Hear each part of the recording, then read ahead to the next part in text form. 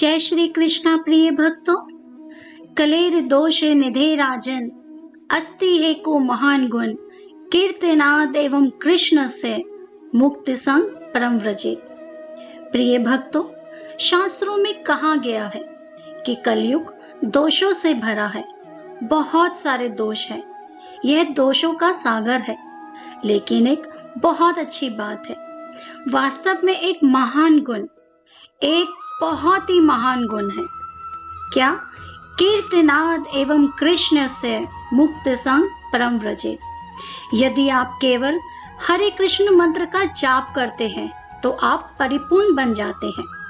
आप केवल कथा और प्रभु की लीलाएं सुनकर या बोलकर इस भवसागर से पार जा सकते हैं। प्रिय भक्तों, आज हम श्रवण करेंगे कार्तिक मास महात्म का दूसरा अध्याय और अंत में तुलसी जी की आरती। तो आइए शुरू करते हैं। सिमर चरण गुरुदेव के, लिखूं शब्द अनूप, कृपा करे भगवान, सतचित आनंद स्वरूप। भगवान श्री कृष्ण ने कहा, हे देवी, गुणवती अपने पिता व पति को राक्षस के द्वारा मारे जाने का समाचार सुनकर बड़ा विलाप करने लगी। हाय नाथ, हाय पिता, मुझको त्याग कर तुम कहाँ चले गए? मैं अकेली कन्या हूँ, तुम्हारे बिना अब मैं क्या करूँ? अब मेरे भोजन और वस्त्र आदि की व्यवस्था कौन करेगा? घर में स्नेह पूर्वक मेरा पालन पोषण कौन करेगा? मैं कुछ नहीं कर सकती। मुझ विधवा की रक्षा कौन करेगा? मैं कहाँ जाऊँ, कहाँ रहूँ? मेरा तो अब कहीं ठिकाना नहीं रहा। इस तरह रोती और बिलखती गुणवती पछाड़ खाकर पृथ्वी पर गिर पड़ी और मूर्छित हो गई तथा देर तक पड़ी रही। फिर जब होश में आई तो पूर्ववत अत्यंत करुण विलाप कर शोक सागर में डूब गई। जब कुछ संभली तो उसे ध्यान आया कि मेरे पिता तथा पति की मृत्यु के पश्चात उनकी क्रिया करनी चाहिए जिससे उनकी गति हो सके। अतः उसने अपने घर की सारी वस्तुएं बेच दी। उनके बेचने से जो पैसे उसे मिले उसने अपने पिता और पति का श्राद्ध आदि किया। फिर वह उसी नगर में रहती हुई भगवान विष्णु की भक्ति में आठों पहर मगन रहने लगी। उसने जन्म से लेकर मृत्यु तक नियम पूर्वक सारी एकादशियों के व्रत और कार्तिक महीने में उपवास तथा व्रत किए।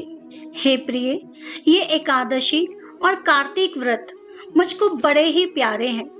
मुक्ति, भुक्ति, पुत्र तथा संपत्ति को देने वाले परम पवित्र है।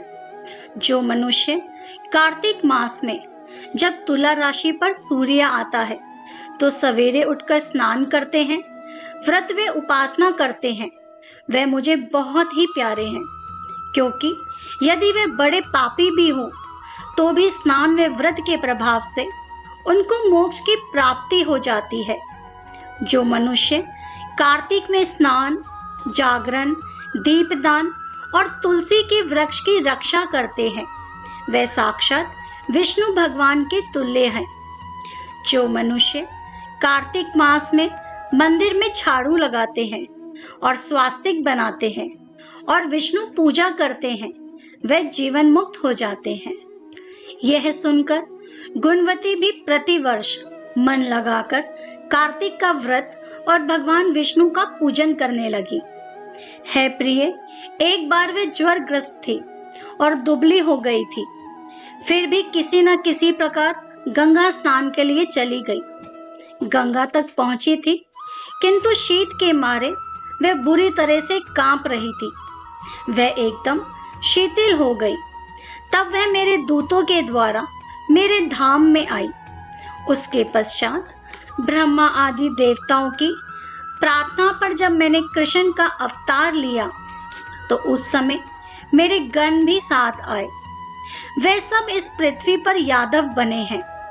तुम्हारे पिता जो कि पूर्व जन्म में देव शर्मा थे, इस समय सत्राजित है। पूर्व जन्म में चंद्र शर्मा जो तुम्हारा पति था वह डाकू है। और है भामनी, तू ही वह गुणवती है। ये कार्तिक व्रत का ही प्रताप है। जिससे कि तू मेरी अर्धांगिनी बनी है। पूर्व जन्म में तुमने मेरे मंदिर के द्वार पर तुलसी का पौधा लगाया था। वह इस समय तेरे महलों के आंगन में कल्प वृक्ष के रूप में खड़ा है। तुमने जो उस जन्म में दीप दान किया था, उसके कारण तुम्हारी देह सुंदर है, तुम्हारे शरीर में शोभा है और घर में साक्षात लक्ष्मी निवास करती है। तुमने चूंकि पूर्व जन्म में अपने समस्त व्रतों का फल पति स्वरूप विष्णु को अर्पण कर दिया था, उसी के प्रभाव से तुम इस समय मेरी प्रिय भामिनी हुई हो। पूर्व जन्म में आजीवन तुमने जो नियम से कार्तिक मास का व्रत किया था, उसका यह प्रभाव है कि मेरा और तुम्हारा कभी वियोग नहीं होगा। इस प्रकार जो कोई कार्तिक मास में व्रत आदि करते हैं, वह मुझे तुम्हारे ही समान प्यारे हैं। वह लोग जो कि दूसरे जप तप यज्ञ दान आदि करते हैं, कार्तिक मास में किए गए व्रत के सामने उनका फल बहुत थोड़ा होता है, अर्थात कार्तिक मास के व्रतों का 16वां भाग भी नहीं है। इस तरह से सत्यभामा भगवान श्री कृष्ण चंद्र जी महाराज से अपने पूर्व जन्म के पुण्य का प्रभाव सुनकर अति प्रसन्न हुई। दूसरा अध्याय समाप्त हुआ। आइए शुरू करते हैं तुलसी जी की आरती। तुलसा महारानी नमो नमो, हर की पटरानी नमो नमो। कौन से महीने में बोई रानी तुलसा, तो कौन से महीने में हुई हरियाली। तुलसा महारानी नमो नमो, हर की पटरानी नमो नमो। आषाढ़ मास में बोई रानी तुलसा, तो सावन मास हुई हरियाली नमो नमो। तुलसा महारानी नमो नमो, हर की पटरानी नमो नमो। कौन से महीने में हुई तेरी पूजा, तो कौन से महीने में हुई पटरानी नमो नमो। तुलसा महारानी नमो नमो, हर की पटरानी नमो नमो। कार्तिक मास में हुई तेरी पूजा, मांगसिर मास हुई पटरानी नमो नमो। तुलसा महारानी नमो नमो, हर की पटरानी नमो नमो। केते जप तप किया रानी तुलसा, जो सालाग्राम हुई पटरानी नमो नमो। तुलसा महारानी नमो नमो, हर की पटरानी नमो नमो। 12 बरस जिजी कार्तिक नहाई, तो सालाग्राम हुई पटरानी नमो नमो। तुलसा महारानी नमो नमो, हर की पटरानी नमो नमो।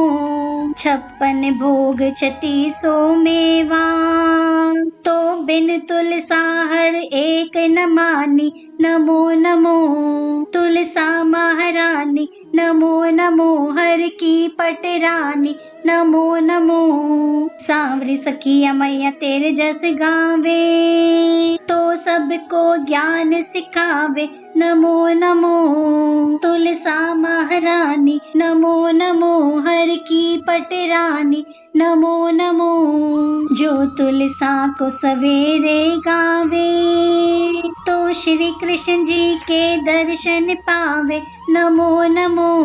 तुलसा महारानी नमो नमो, हर की पटरानी नमो नमो। जो तुलसा को दोपहर में गावे, तो खीर खांड के भोजन पावे नमो नमो।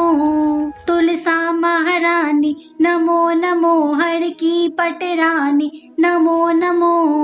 जो तुलसा साई सांझ को गावे, तो श्री कृष्ण जी की आरती उतारे नमो नमो। तुलसा महारानी नमो नमो, हर की पटरानी नमो नमो। जो तुलसा आधी रात को गावे, तो यम के दूत निकट नहीं आवे नमो नमो।